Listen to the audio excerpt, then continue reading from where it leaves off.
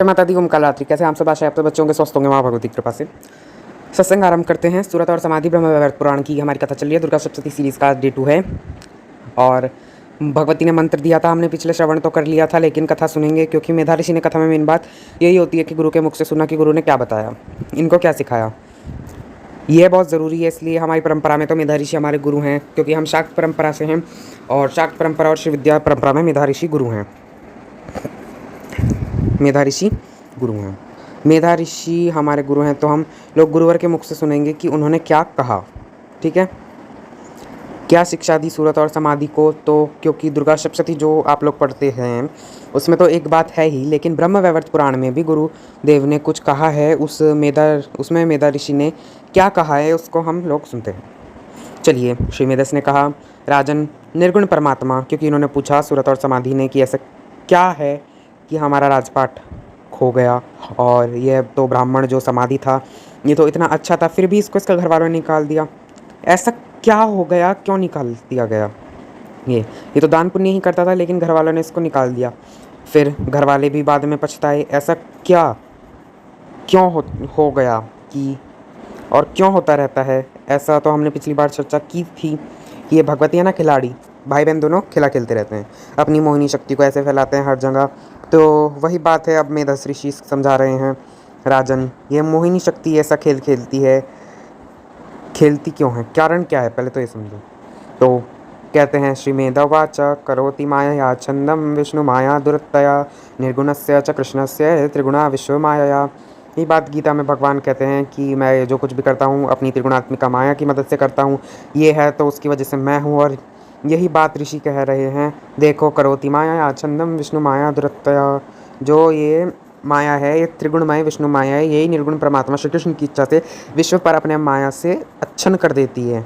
लेकिन कृपा करोति ये श्यामा सा धर्मी नाम च कृपा मई ते ददाती कृपया कृष्ण भक्ति से दुर्लभम। मुझे इतना सुंदर लगता है, मेधा ऋषि कहते हैं कि भले सबको माया में रखती है, लेकिन जिसके ऊपर ये कृपा करती है भले सबको माया में रखती है, पर जिस धर्मात्मा पुरुष के ऊपर ये कृपा करती है उन्हें दया करके परम दुर्लभ श्री कृष्ण भक्ति प्रदान करती है। भगवती सबको कुछ ना कुछ प्रदान करती है। भगवती कभी भी, भगवती की भक्ति करने वाला ऐसा नहीं होगा कि उसे कुछ मिला ना हो। भगवती सबको कुछ ना कुछ देती है। सबसे दुर्लभ भक्ति कौन है, कौन सी भक्ति? कृष्ण भक्ति दुर्लभ है, लेकिन अगर भगवती की कृपा हो जाती है तो मिलती ही है। मगर कहते हैं ये कृपामयी देवी जिन धर्मात्मा पुरुषों पर कृपा करती है उन्हें दया करके परम दुर्लभ श्री कृष्ण भक्ति प्रदान करती है। हे नरेश्वर, परंतु जिन मायावी पुरुषों पर विष्णु माया दया नहीं करती, उन दुर्गतिग्रस्त जीवों को माया द्वारा ही मोह जाल में बांध देती है, और फिर वह जीव, उनकी क्या दशा होती है। नश्व नित्य संसारे बारंबार दरबरा सदा कुरीति नित्य बुद्धि में, वो मतलब उनकी हालत ही ऐसी नहीं होती, वो सिर्फ वो नित्य बुद्धि लगाते रहते हैं। ठीक है, उन्हें मुक्ति मिलती ही नहीं। कैसे वो संसार में उनको बारंबार भटकाती रहती है, और वे बर्बर जीव इस नश्वर है अनित्य संसार में सदा नित्य बुद्धि कर लेते हैं और परमेश्वर की उपासना छोड़ के दूसरे देवताओं की सेवा में लग जाते हैं। गीता में भी सेम बात कही है भगवान ने कि जब व्यक्ति बहुत कामनाओं के अधीन हो जाता है तो क्या करता है, अन्य अन्य देवताओं के पास जाता है। जिस देवता से उसकी इच्छा पूर्ति होती है उसकी वो पूजा करता है। एक्सप्लेन हमने गीता में सुना है ये बात, इसलिए गीता भी आपको पढ़नी चाहिए। और भगवान ने इतने स्पष्ट शब्दों में बताया है कि देवता की पूजा करने वाले उन देवताओं के लोक में जाते हैं, पितरों की पूजा करने वाले पितरों के लोक में जाते हैं, भूतों की पूजा करने वाले भूतों के लोक में, यक्ष राक्षस की पूजा करने वाले यक्ष राक्षसों के लोक में जाते हैं। लेकिन जो मेरी पूजा करता है वो मेरे लोक में आता है, और मेरे लोक में आने के बाद फिर इस नश्वर संसार में नहीं आता। वही बात मेधा ऋषि कह रहे हैं कि भगवती की जब कृपा हो जाती है, भगवती कृष्ण भक्ति प्रदान कर देती है, भगवती की जब कृपा हो जाती है तब वह व्यक्ति अन्य अन्य देवी देवताओं से उसका मन हट जाता है, और फिर वह जाकर के जब भक्ति करता है तो वह भगवान के धाम जाता है। लोभवश कह रहे हैं कि देव मन्ये निषेवंते तन मंत्र चपम च मिथ्या किंचिद निमित्त च कवा मन लोत सपत जन्म सुसेव्य देवता हरे कला द प्रकृत्य कृपया सेवत प्रकृतिम सदा सप्त जन्म सुसन सेव्य विष्णु मायाम कृपामयी। लवतेत ज्ञानानंद सनातना कहते हैं कि ये बर्बर जीव संसार में नित्य बुद्धि लगा लेते हैं। नित्य बुद्धि क्या होती है? ये बेटा मेरा है, ये वहाँ मेरी है, नौकरी मेरी है, ये सब नित्य बुद्धि है। बॉस मेरा, ये नित्य बुद्धि। ये नौकरी, मतलब लोगों को जब साधना करनी होती थी, मेहनत करनी होती, आई अंडरस्टैंड, उनको इतनी तकलीफ़ हुई रहती है जीवन में, उन्हें कोई रास्ता नहीं दिखता। वे ऐसी साधना करना चाहते हैं कि उनका जो करंट सिचुएशन है, जो उस समय जिसमें वो तकलीफ़ में है, वो ठीक हो जाए। लेकिन यह नित्य बुद्धि है। भगवती पे भरोसा है कि जब तक मैं जीऊँगी या जब तक मैं जीऊँगा, हम जिएंगे, तब तक भगवती हमारा ख्याल रखने वाली है। एक वो भरोसा होता है किसी किसी को। खाने पीने की हमको चिंता करने की ज़रूरत नहीं, हमें आएगा ही आएगा। हमें धन की चिंता नहीं, क्योंकि धन आएगा ही आएगा, भगवती के पास है तो हमें देगी देगी। एक भक्त ऐसा होता है, उसको मांगने की ज़रूरत नहीं होती है। और एक भक्त होता है, भगवती मैं तेरे पास आ रहा हूँ, मुझे दे मुझे दे मुझे दे मुझे दे। दो भक्त हैं, जो मुझे दे और उनको कम भरोसा है। भरोसा है, लेकिन उनको ये भरोसा नहीं है कि भगवती से मैं नहीं मांगूंगा तो भी मुझे मिलेगा। ये भरोसा भी नहीं है उनको। तो वो जो एक भरोसा है ना कि मैं मांगूँ या ना मांगूँ, बोलूँ या ना बोलूँ, भगवती को पता है। वे शांति से भगवती की पूजा अर्चना करेंगे तो नित्य बुद्धि यही होता है। संसार हमारा है बस, संसार बस परमानेंट, हम रहने वाले हैं, ये सारी स्थितियाँ परमानेंट है, ये नित्य बुद्धि है। और नित्य बुद्धि से मुक्त कैसा है? ठीक है, भगवती ने दिया है, आज रहेंगे, आज एडजस्ट करेंगे, कल निकल जाएगा हाथ से, कोई बात नहीं। जब तक मिला है तब तक भगवती का प्रसाद है। भगवती ने ले लिया, भगवती की मर्जी। इस राजा के पास, सूरत के पास कैसा राजपाट था, भगवती ने ले लिया। महामाया समाधि के पास कैसा परिवार था, महामाया ने, भगवती ने ले लिया, महामाया ने, ठीक है। समाधि के पास कैसा परिवार था, भगवती ने छीन लिया, तो दुख। मैं अगर सोच लें कि भगवती का था, भगवती ने ले लिया, तो दुख किस बात का? यही बता रहे हैं कि पहले तो वो डालती है, भगवती सारे खेल खेलती है। क्यों खेलती है? क्योंकि आप उस खेल को समझो, और खेल को समझ करके भगवती के चरण में आप आ जाओ खिंचे हुए। आपका एक ही परिवार है, भगवती, बाबा शिव, वे माँ हैं, ये बाबा हैं, श्री कृष्ण हमारे सखा हैं, बस यही परिवार है जो आपके साथ परमानेंट रहने वाला है। वही बात ये सिखा रहे हैं। क्या कह रहे हैं? ये जीव इस नश्वर एवं अनित्य संसार में सदा नित्य बुद्धि कर लेते हैं और परमेश्वर की उपासना को छोड़कर अन्य अन्य देवताओं की सेवा में लग जाते हैं। उन्हीं देवताओं का मंत्र जाप करते हैं। लोभवश मन में किसी मिथ्या निमित्त को स्थान देकर वे इस तरह भटक जाते हैं। अन्य देवता भी श्री हरि की कलाएं, गीता में भी भगवान कहते हैं भटकते रहते हैं। अन्य देवताओं के पास कोई बात नहीं है अर्जुन, श्रद्धा रूप में तो मैं ही बैठा हूँ, और देवी बोलती है श्रद्धा रूपी तो मैं ही हूँ। इन दोनों में कोई अंतर नहीं है, ये दोनों मिलकर एक खेला खेलते हैं 7 जन्मों तक। अब 7 जन्मों तक देवी की भक्ति करने से, मतलब 7 जन्मों तक भक्ति करने से देवी की भक्ति मिलती है। अब कैसे? ये बात आती है यहाँ पर ब्रह्म वैवर्त पुराण में। 7 जन्मों तक कहते हैं अन्य अन्य देवी देवताओं की, मतलब अन्य अन्य देवताओं, सभी अन्य देवता भी हरि की कलाएं हैं, उनका 7 जन्मों तक सेवन करने के पश्चात वे देवी प्रकृति की कृपा उन पर होती है, उनकी आराधना में संलग्न होते हैं। देवी की भक्ति भी मिलना मुश्किल है, और कई कई देवताओं के पास भटकने के बाद फिर जाकर के 7 जन्मों तक करने के बाद फिर जाकर देवी की भक्ति मिलती है, 7 जन्मों तक प्राप्त हुआ करती है। मैं कह रहे हैं कि देवी की भक्ति उन कृपामयी विष्णु माया की सेवा करने के बाद उन्हें सनातन ज्ञानानंद रूप भगवान शिव की संग में कृपा हो जाती है भगवती के साथ। फिर भगवान शिव और माँ भगवती की कृपा को प्राप्त करके वो श्री कृष्ण की भक्ति में जाते हैं। उनको परम निर्मल ज्ञान का साक्षात्कार होता है, और उनको उसके पश्चात सात्विक वैष्णव मानव प्रकृति से परवर्ती निर्गुण शिव कृष्ण की भक्ति पाते हैं। वो श्री कृष्ण की भक्ति पाते हैं। लो, आज की वीडियो में एक उपाय भी ले लो, सोना कैसे प्राप्त करें। निर्गुण श्री कृष्ण की भक्ति पाते हैं। अब ये क्या है? विष्णु की भक्ति भी ना हम लोग करते हैं। विष्णु सहस्रनाम, मैंने बहुत सारे उदाहरण दिए हैं, मेरा पिछला चैनल था और शायद इस चैनल पे भी मैंने दिए हैं। और कई लोग नए नए जुड़ते रहते हैं कि ऐसी मान्यता है कि जो विष्णु सहस्रनाम पढ़ते हैं उनको धन बहुत आएगा। जिस घर में विष्णु सहस्रनाम पढ़ा जाता है वहाँ लक्ष्मी जी आकर के बैठी रहती हैं। और सोना गोल्ड की प्राप्ति बहुत होती है। तो मेरे पहचान में थे, कोई उनको ये सुनाई दिया, अरे विष्णु सहस्त्रनाम पढ़ने से सोना आता है। खूब उन्होंने दिल से किया, बहुत दिल से किया। हर गुरुवार को उपवास रखकर विष्णु सहस्त्रनाम पढ़ना है, और भगवान की ऐसी कृपा हुई कि इंडिया से उठ करके दुबई चले गए। अब दुबई गए तो दुबई तो भैया सोने की राजधानी है, उधर तो सोना टैक्स फ्री मिलता है। गोल्ड सूप बोल के एक जगह है, वहाँ चले जाओ। इतना सोना, इतना सोना, इतना सोना, आंखें बिल्कुल चंदिया जाएंगी आपकी। आप मतलब हम लोग क्या बताएं, इतना सोना है वहाँ। लेडीज़ लोग तो डिज़ाइन देखते देखते कौन सी डिज़ाइन ले, ऐसा लगता है बस पर्स भरा ही रहे बस, और यही सब। ठीक है, तो ये था उपाय। और बिल्कुल सात्विक रह के करना होता है ये, बहुत ज़्यादा, बहुत सात्विक। प्याज लहसुन नहीं खाना, एकदम फुल सात्विक। ठीक है, पाठ तो एकदम सात्विक विष्णु की भक्ति, लेकिन सकाम। इसके बाद आती है निष्काम भक्ति। अब भक्ति के भी रस होते हैं, जैसे कि एक होता है शांत रस, दास रस, सखा रस, वात्सल्य रस, माधुरी रस। शांत रस वाला व्यक्ति भगवान से कुछ नहीं मांगना नहीं होता उसको, मतलब इस तरीके के होते हैं, भाव होते हैं, मतलब ये सब भी। अब हम चलते हैं देवी मंत्रों में कृष्ण के गुप्त मंत्र। आराधना के पश्चात सात्विक वैष्णव मानव प्रकृति से परिवर्तित निर्गुण श्री कृष्ण की भक्ति पाते हैं, हमने ये तो समझ लिया। तदंतर वे साधु पुरुष श्री कृष्ण के निरामय मंत्र को ग्रहण करते हैं और निर्गुण देव की आराधना से स्वयं निर्गुण हो जाते हैं। आप कहिए कि हम तो देवी के भक्त हैं, हम कहाँ कृष्ण के मंत्र जप रहे हैं। कृष्ण के मंत्र जप रहे हैं मेरे बच्चों। तुम कामाख्या के मंत्र अगर जपते होंगे तो कामाख्या का बीज मंत्र है क्लीम। क्लीम जानते हो ना किसका बीज मंत्र है? कामाख्या का क्लीम है। ठीक है, क्लीम बीज मंत्र है, राधा कृष्ण सम्मिलित दोनों का क्लीम।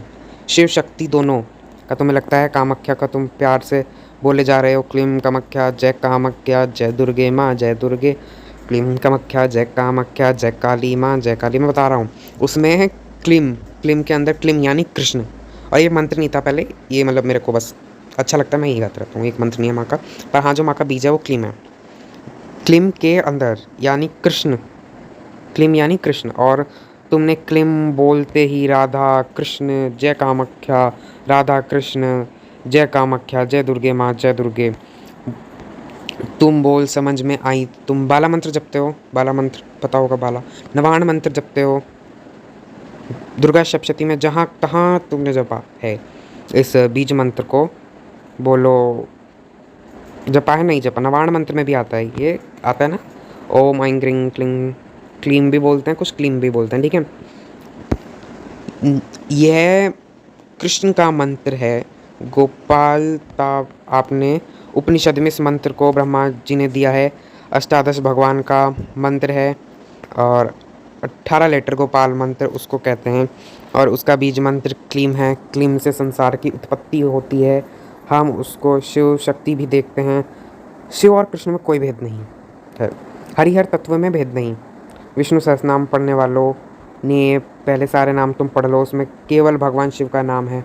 तो ये आज ये जो मैं पढ़ा रहा हूँ इसलिए पढ़ा रहे हैं, मेधा ऋषि ने जो सुना रहे हैं इसलिए सुना रहे हैं कि भेद बुद्धि से उठ जाना, बस भेद बुद्धि से उठ जाना। उतना ही रिस्पेक्ट, उतना ही प्रेम भगवती को जितना प्रेम कृष्ण को और शिव को, ऐसे वैसे ही प्रेम करना सबको। ये पूरा तुम्हारा परिवार है, ये तुम्हारा परिवार है, अपने परिवार को प्रेम करो, ये यही बताना है बस। ठीक है, तो यहाँ जब लिखा गया है, मैं तो समझ गया कि क्या लिखा है, क्या गुप्त मंत्र है, समझ गए। कह रहे हैं लभते कृष्ण भक्ति पराम। क्यों लभते? क्योंकि वो नवान्न मंत्र जो पढ़ा था उसमें भी तो कृष्ण का मंत्र छुपा था। वह काम का जो मंत्र पढ़ा था उसमें भी तो कृष्ण का मंत्र छुपा था। बाला मंत्र जो किया था उसमें भी तो कृष्ण का मंत्र छुपा था। करोड़ों मंत्र जब कर डाले, कृष्ण कृष्ण पुकारा है अनजाने में, और वो भक्ति जाकर के कृष्ण बनी है। आनंद आया जब जब ये राज समझ में आया।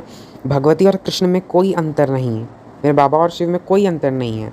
अलग अलग रूप लिया इन्होंने मुझसे प्रेम का खेल खेलने के लिए, और मुझे प्रेम का खेल खेलना बड़ा आनंद आता है। वहीं क्लीम जब दुर्गा बन जाती है, मुझे उसको गले लगाने में बड़ा आनंद आता है। वे मेरी माँ हैं, और वो मुझे बड़ा आनंद आता है, मैं बच्चा बन जाता हूँ उसके सामने। वही क्लीम जब शिव बन जाता है तो भी मुझे बड़ा आनंद आता है उनके चरणों में बैठना। वैदहस्त जब मेरे सिर पर लगता है मुझे बड़ा आनंद आता है। और माँ की नगरी, सबको पता है माँ का लोक कौन सा है, मोस्टली सबको पता होगा, भगवती का लोक है मणिद्वीप। कौन सा? मणिद्वीप। माँ दुर्गा सब कुछ देने में सक्षम है। और अध्याय 63 में सूरत और समाधि पर देवी की कृपा और वरदान की पूजा का विधान, ध्यान इत्यादि की बात कही गई है। तो विधि दी गई है।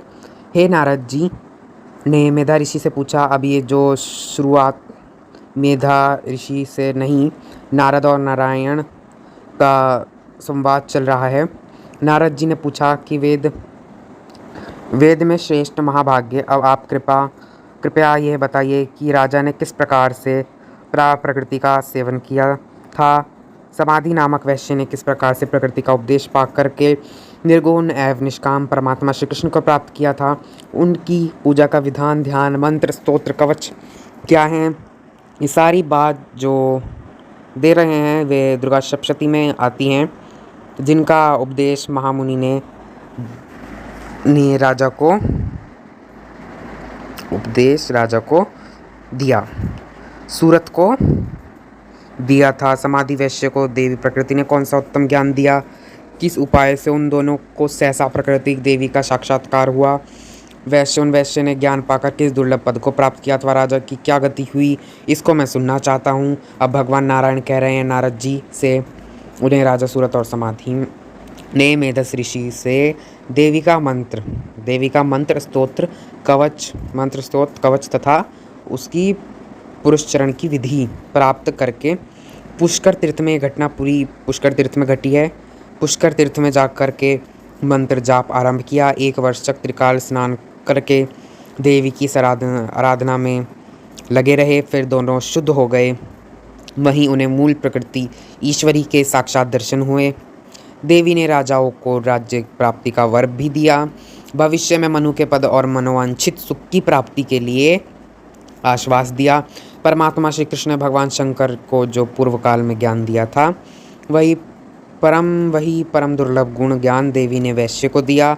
तो परंपरा समझ में आ रही है। नारद जी नारायण जी से पूछ रहे हैं, नारायण भगवान से, और नारायण भगवान कह रहे हैं कृष्ण ने वो पूरा ज्ञान जो भगवान शंकर को दिया था, वही शंकर जी से ज्ञान देवी जी को भी मिल गया है। देवी जी ने वही ज्ञान वैश्य को दिया।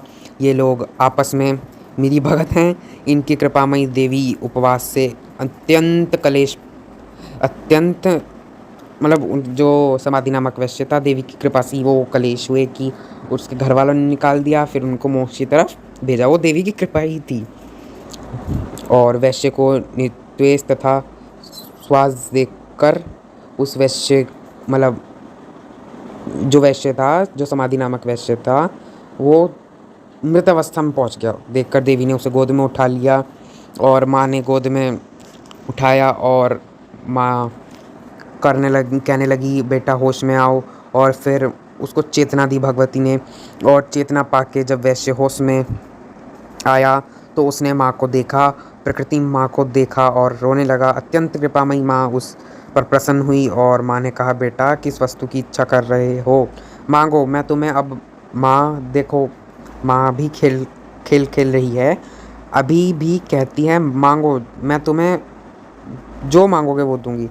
अमर तत्व दे सकती हूँ, इंद्रासन दे सकती हूँ और सभी सिद्धियों का संयोग जो तुम चाहो ले लो। मैं तुम्हें ये जो कुछ भी दे दूंगी। ये नश्वर नहीं, मैं तुम्हें अच्छे वाला दूंगी, मतलब जो नश्वर नहीं वैसा वरदान भी मांग लो। प्रकृतिव्य बोला माँ, वह एकदम सही सुलझा हुआ था। माँ नहीं, मुझे ये सब कुछ नहीं चाहिए। मुझे आपके ब्रह्मत्व से कुछ लेना देना नहीं, ब्रह्म तत्व से कुछ लेना देना नहीं है। तो क्या चाहिए बोलो। कह रहे हैं मुझे उससे भी अत्यंत दुर्लभ वस्तु कौन सी है जो आपने अभी कहा, ब्रह्मवर्त मनुव वस्तु क्या है, इसका तो मुझे ज्ञान भी नहीं है, तो मैं स्वयं नहीं जानता। यदि ऐसी कोई वस्तु हो तो वही मेरे लिए अभिष्ट है। अब मैं आपकी शरण में आया हूँ, तो मुझे ऐसा वर देने की कृपा करें जो नश्वर ना हो और सबका सार तत्व हो, ब्रह्म अमर तत्व च मात्र में नहीं हो। ठीक है, तो अति दुर्लभ किवा न जाने तदसता देवी भगवती। ठीक है, ये थोड़ा एक श्लोक था, तो अति दुर्लभ। ठीक है, देवी भगवती मुझे पता नहीं इसके अतिरिक्त और क्या है, इसके अतिरिक्त कुछ और है तो दे दो, मैं आपके शरण में हूँ, चरण में अर्पण हूँ, जो आपको सही लगे वो दे दो। अब देवी भगवती बोलती हैं, सुनो। देवी भगवती क्या देती हैं? प्रकृति रवा अधेम नास्ति में तुम दासमम वाचम यतो यास लोक पद्मे वसु दुर्लभम। प्रकृति ने कहा, बेटा मेरे पास तुम्हारे लिए कोई भी वस्तु अधेय नहीं है। जो वस्तु मुझे अष्ट है, जो वस्तु मुझे भी अवी है, कह रही हैं देवी, जो मुझे सबसे अच्छी लगती है, भगवती को जो अच्छी लगती है। समझ में आई बात? भगवती कह रही हैं, ऐसा तुमने पूछ ही लिया तो मैं बता देती हूँ, मुझे हमेशा अच्छी लगती है ना। वो मैं तुम्हें देने वाले अच्छा, तो भगवती को क्या अच्छी लगती है? वो माँ उसको देने वाली नहीं थी, पर जब उसने मांगा, माँ ने उसे गुप्त रखा। फिर माँ ने कहा लगती है, फिर माँ बता रही हैं। ठीक है, भागवत मुझे गोलोक अच्छा लगता है, जो वस्तु मुझे प्रिय है मैं तुम्हें दूंगी, जिससे तुम परम दुर्लभ गोलोक धाम में जाओगे। माँ ने पहले उसे गुप्त रखा, फिर माँ ने कहा मैं तुम्हें दे दूंगी। माँ दे देती है, पर वो माँ परीक्षा ले रही थी एक तरीके से कि अब भी इसमें वो निष्कामता आई क्या, है ना। मैं तुम्हें गोलोक दे दूंगी, जिससे तुम परम दुर्लभ गोलोक धाम में जाओगे।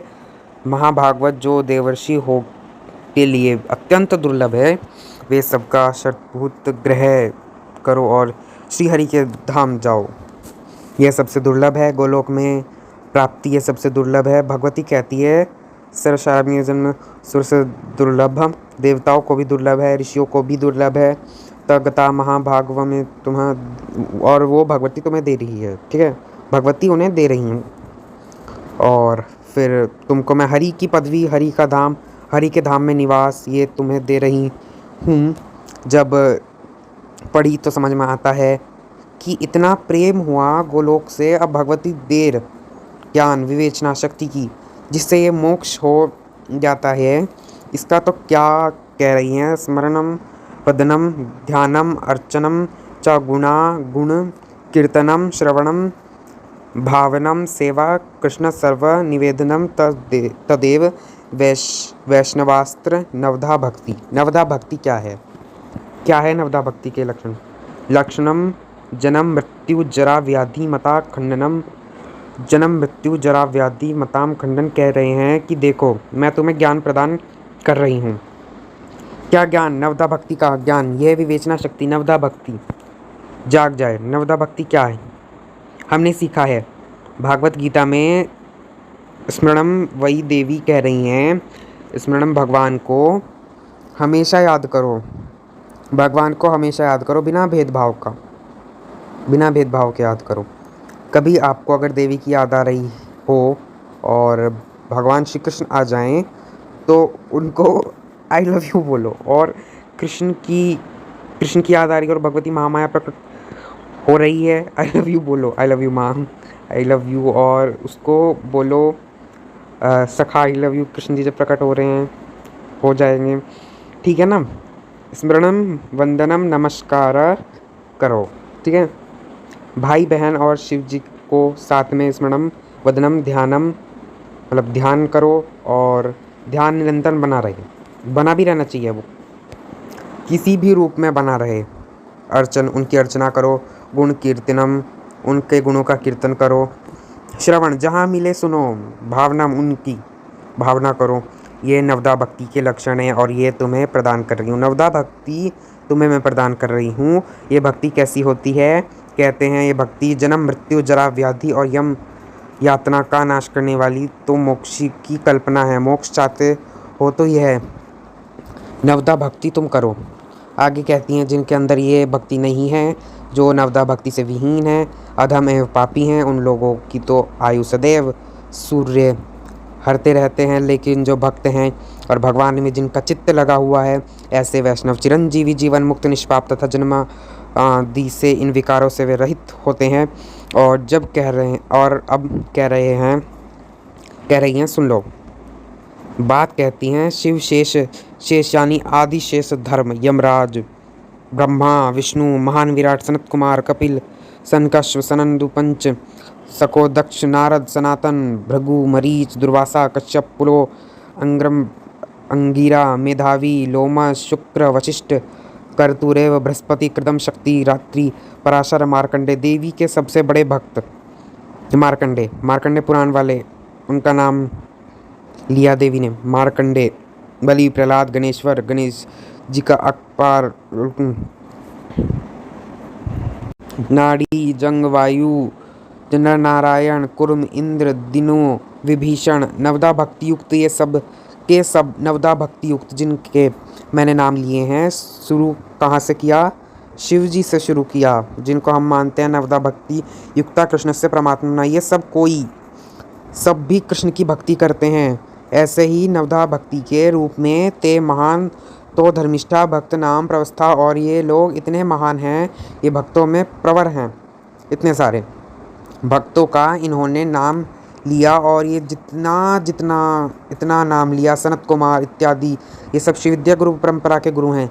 जितना नाम लिया, दुर्वासा नाम लिया शिव विद्या के गुरु आपने, सनत कुमार नाम लिया शिव विद्या के गुरु आपने, मार्कंडे नाम लिया शिव विद्या के गुरु आपने, सुना है चंद्रमा सूर्य शिव विद्या के गुरु, सिद्ध के गुरु, मतलब सब आपने नाम सुना है। भगवती कहती हैं ये नवदा भक्ति करते हैं भगवान कृष्ण की तरफ। तो भक्ति जब भगवती कह रही हैं तो हमें भी एक्सेप्ट करना चाहिए। भगवती के मुख से निकली वाणी है ये। अब एकदम न्यूट्रल मैंने बात करी, ओके। मैंने भगवान कृष्ण की वाणी नहीं कही, मैंने भगवती के मुख से सुनाई है तुमको। हमें तो मानना चाहिए बिना भेदभाव के, हमको भाई बहन की भक्ति करनी चाहिए। ये आर्ग्यूमेंट में नहीं पढ़ना चाहिए, ये बड़ा सबके साथ अलग रिश्ते हैं। सबके सब जिन गुरुओं के नाम लिया गया है, ये महान धर्मिष्ठा जो भगवान श्री कृष्ण के भक्त हैं, उन्हीं के अंश हैं तथा जीवन मुक्त रहते हैं। इतना ही नहीं, वे भूमंडल में समस्त तीर्थों के पापों का अप करने में समर्थ हैं। ऊपर 7 स्वर्ग हैं, दीपों से युक्त पृथ्वी, और पृथ्वी के नीचे 7 पाताल हैं। ये सब मिलकर ब्रह्मांड कहलाते हैं, इतना सबको पता है ना। ऐसे विश्व ब्रह्मांड की कोई गणना नहीं है, ये प्रत्येक विश्व में पृथक पृथक हैं। ब्रह्मा, विष्णु और शिव आदि देवता, देव, ऋषि, मनु आदि हैं। संपूर्ण आश्रम भी हैं, सर्वत्र मायाबद्ध जीव भी रहते हैं। जिन महाविष्णु के रोमकुंभ में असंख्य ब्रह्मांड वास करते हैं, उन्हें महाविराट कहते हैं। वे विष्णु भी भगवान श्री कृष्ण के अंश हैं। भक्तों पर कृपा करने के लिए वेदव शरीर धारण करते हैं। भगवान श्री कृष्ण से वो स्वतंत्र हैं, सर्वपूरक हैं, और उनको वश में किया जा सकता है। ध्यान के द्वारा शिव आदि योगियों के लिए भी आराधना कठिन है। वे भगवान कैसे हैं? सर्वेश्वर, सर्वपूज्य, सबके संपूर्ण कामनाओं के दाता, ठीक है। सर्वाधिक संपूर्ण सिद्धियां प्रदान करने वाले हैं। उनसे भिन्न सारा जगत कृत्रिम है और नश्वर हैं। तो भगवती ने आगे क्या कहा? आगे कहा, तुम उनका भजन करो, मैं तुमको उनका मंत्र देती हूँ। भज सत्यम परम ब्रह्म नित्यम निर्गुण अतम। अब आप लोग देवी भगवती के मुख से यह मंत्र सुन रहे हैं। जब आप पढ़ते हो दुर्गा सप्तशती, भगवती के बारे में कहते हैं कि सभी स्त्रियों में भगवती है। बोलते हैं तो आपके सामने एक स्त्री बैठी है। फिर दूसरा, आप ललिता माँ पढ़ते हो, उसमें कहते हैं ललिता गुरु रूपिणी, ठीक है। आप जो लोग गुरु जो है ना, वो अगर ललिता का रूप है, शाक्त, अगर आप शाक्तपन से दीक्षित हैं तो जो आपके गुरु हैं, जो शाक्त में से अगर आप दीक्षित हो तो वो ललिता का स्वरूप है, ठीक है।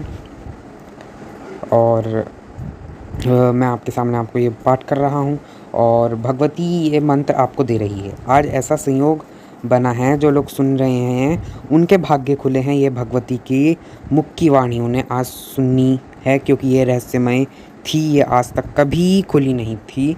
तो ये रसमय वाणी आपने भगवती के मुख से सुनी और आज भगवती के मुख से आप लोग वो मंत्र सुन रहे हैं। भगवती कह रही है, भज सत्यम परम ब्रह्मा। तुम उस सत्य परम ब्रह्म का भजन करो। नित्यम गुण निर्गुण अच्युतम। तुम उस निर्गुण अच्युत नित्य भगवान का भजन करो। प्रकृति परम शनाम कृष्ण आत्मा पर परमेश्वरम। निरीह च निराकार निर्विकार निराजन निष्कामा निर्विरोध च नित्यानंदम सनातनम।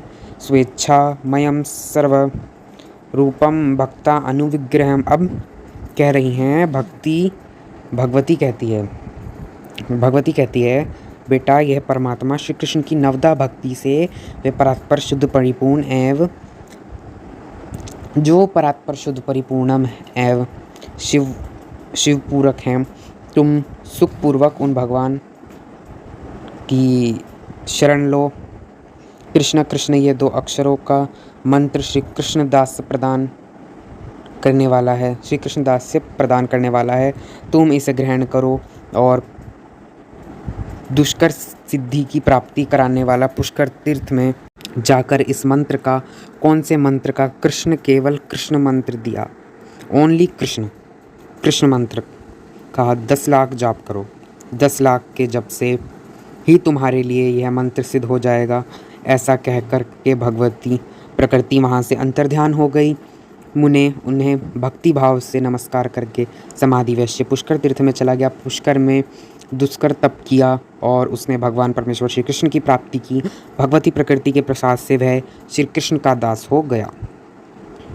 अब देवी उपासना का क्रम, ठीक है। तो कृष्ण का दास हो गया। भगवान नारायण कह रहे हैं, महान नारद राजा सूरत ने जिस क्रम से देवी या तो समाधि की गति हो गई कि उसको तो भगवान की प्राप्ति हो गई। कृष्ण मंत्र का उसने 10 लाख जाप किया और सूरत उसने भी तो पूजा की थी। तो नारायण कहते हैं, महाभाग नारद राजा सूरत ने भी जिस क्रम से देवी की आराधना की थी, वो क्रम मैं तुम्हें बता रहा हूँ। तो पूरा क्रम बताया कि पहले आचमन लिया, फिर आचमन लेने के बाद अंगन्यास वगैरह जो रिचुअल्स हैं, विनियोग, न्यास, करन्यास, अंगन्यास, मंत्रन्यास, ये सब किया।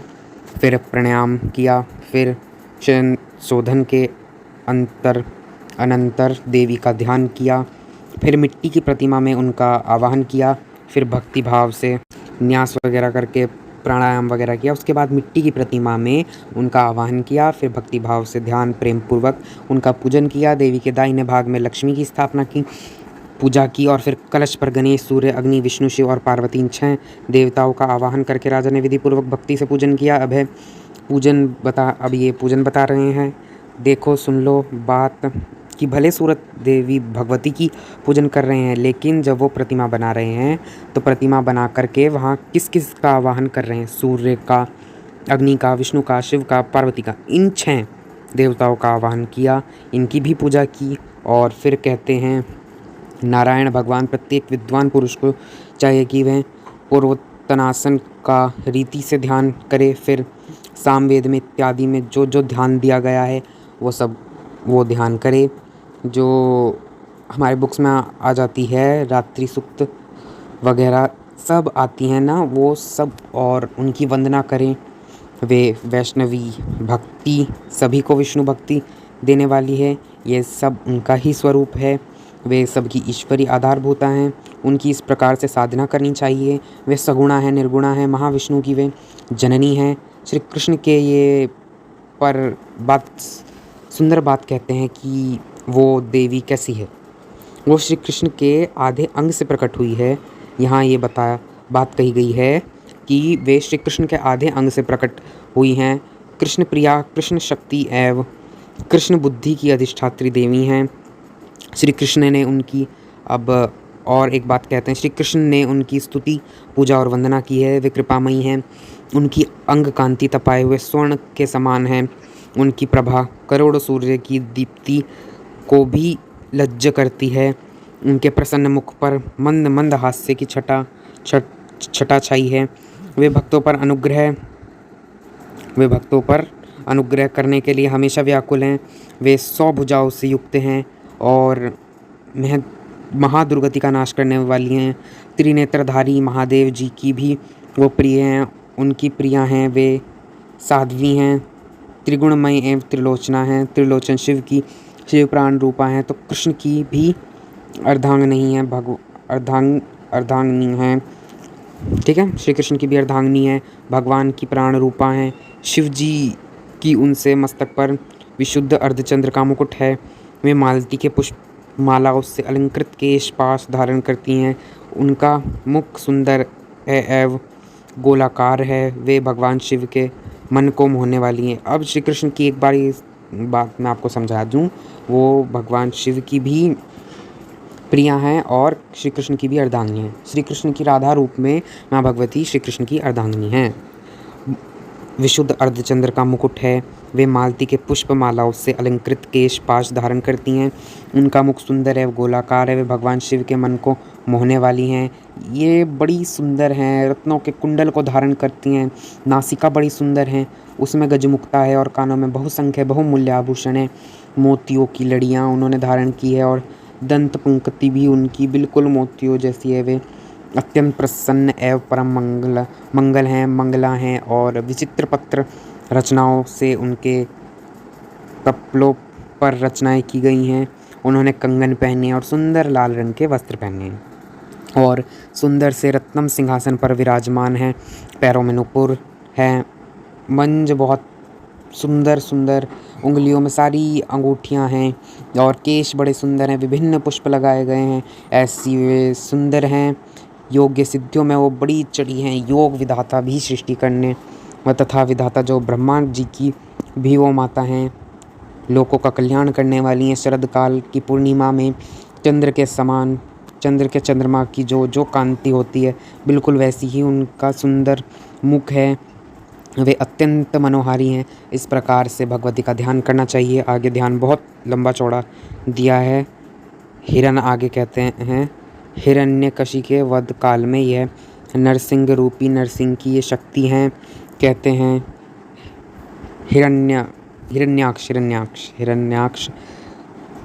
हिरण्याक्ष के वध काल में यह नरसिंह रूपी नरसिंह की ये शक्ति हैं। कहते हैं कि ये जो भगवती है, उनके श्री अंग से करोड़ों कंदर्प की लावण्य लीला को तिरस्कृत करने वाली कांति निकल रही है। सृष्टा के सृष्टि रूप में शिल्प रूपा और पालक के पालन रूप में दया रूपा हैं। संहार काल में संहार शक्ति हैं। निशुम्भ और शुंभ को मार डालने वाली महिषासुर मर्दिनी है। त्रिपुर के साथ जब युद्ध हुआ था तो उस समय ये त्रिपुरा हैं। मधु कैटभ के युद्ध में वैष्णवी शक्ति स्वरूपिणी हैं। जब त्रिपुर के साथ युद्ध हुआ था तो माँ त्रिपुरा थी और मधु कैटभ के युद्ध में वैष्णवी शक्ति स्वरूपिणी है। समस्त दैत्यों के वध तथा रक्त बीज का विनाश करने वाली यही है। हिरण्यकुश के वध काल में नरसिंही शक्ति हैं। हिरण्याक्ष के वध काल में ये है माता ही शक्ति हैं। यही परब्रह्म स्वरूपिणी शक्ति स्वरूपा हैं। ऐसा इनका भजन करना चाहिए और फिर उनको आवाहन करना चाहिए। और उनका एक मंत्र दिया है, ह्रीम श्रीम। ये तो देवी का मंत्र आपको पता ही है,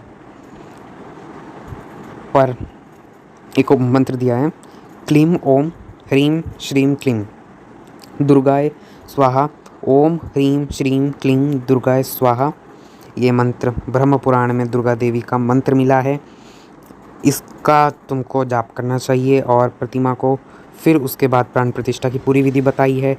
ये सब मैंने आप लोगों को बताया था एक बार यूट्यूब पे कि प्राण प्रतिष्ठा कैसे करनी है। मैं बहुत डिटेल में बताई थी। वो वीडियो शायद होगी चैनल पे, शॉर्ट वीडियो है, वो चेक कर लीजिएगा। और वो देवी अथर्वशीष से बताई थी मैंने। तो इसमें मातृका न्यास, वही शुद्धि, वही प्राण तिष्ठा, इसको यहाँ पर इन्होंने डिटेल में बताया है। और सूरत ने इसी प्रकार से साधना की और फिर भगवती उनके सामने प्रकट हुई है। और उसके बाद क्या हुआ, यह थोड़ी बहुत कथा बाकी है। और समय बहुत ज़्यादा हो चुका है, वीडियो काफ़ी लंबी हो चुकी है, तो अब हम यहीं पे एंड करते हैं आज की वीडियो। जय माता दी, ओम काल रात्रि।